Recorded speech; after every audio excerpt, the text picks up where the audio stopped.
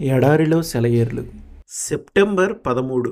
నీవు సిద్ధపడి ఉదయమున సీనాయి కొండ ఎక్కి అక్కడ శిఖరము మీద నా సన్నిధిని నిలిచియుండవలెను. నిర్గమాకాండము 34:2.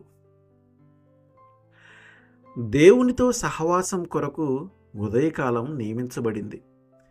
ప్రతి ఉదయము ఒక ద్రాక్ష పళ్ళ గుత్తిలాంటిది. దాన్ని నలిపి ఆ పరిశుద్ధ ద్రాక్షారసాన్ని త్రాగాలి.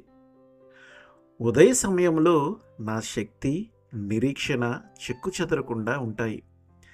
సాయంత్రం నీరసించిపోయినప్పుడు ఆ కొండ ఎక్కలేను. రాత్రంతా ఆనాటి అలసటను పాతిపెట్టి ఉదయాన్నే కొత్త ఉత్సాహాన్ని ధరించుకుంటాను.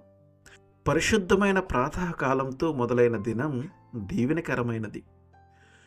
తొలి విజయం ప్రార్థనలోనే పొందితే ఆ రోజంతా విజయవంతమే.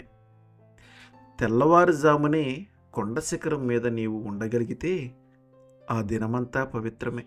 తండ్రి, నేనొస్తున్నాను.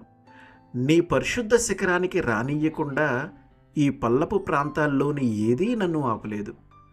నీ పిలుపుకే నేనొచ్చాను.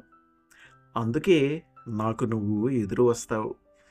ఉదయాన్నే శిఖరానికి చేరగలిగితే ఆ దినమంతా ఆనందమే.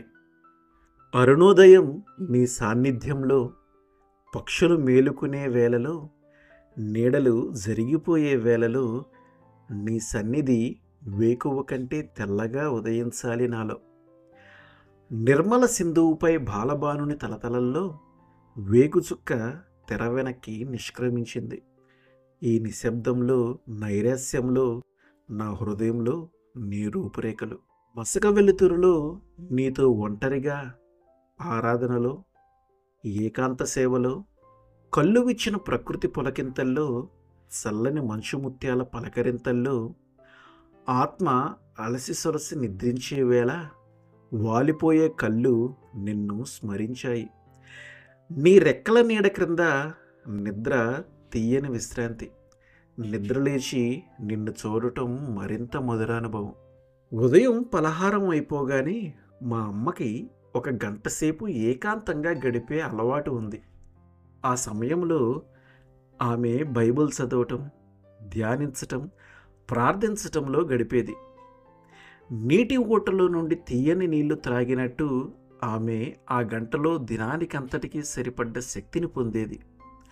ఆ రోజంతా ఎదురయ్యే చిరాకులు, ఒత్తిడులకు తట్టుకొని నిలబడగలిగేది. ఆమె జీవితాన్ని, ఆమె భరించిన విషయాలను తలుచుకుంటే ఒక క్రైస్తవురాలిలో ఉండవలసిన క్రైస్తవ లక్షణాలు కళ్ళకు కట్టినట్టు కనిపిస్తాయి. ఆమె ఎప్పుడూ ఆగ్రహంతో కూడిన ఒక్క మాట కానీ, అమ్మలక్కల కబుర్లు కానీ మాట్లాడటం నేను వినలేదు. జీవపు ఓటలో నుండి త్రాగుతూ ఆత్మీయ మన్నాను తింటూ ఉండే వాళ్ళలో కనిపించే లక్షణాలన్నీ ఆమెలో కనిపించేవి. వికసిస్తూ ఉన్న మొగ్గలనే దేవునికి ఇవ్వండి, వడలిపోయిన పువ్వుల్ని కాదు. అంటే ప్రాతకాలపు తాజా సమయాన్ని దేవునితో సహవాసం చేసేందుకు ఉపయోగించండి. ఆమేన్.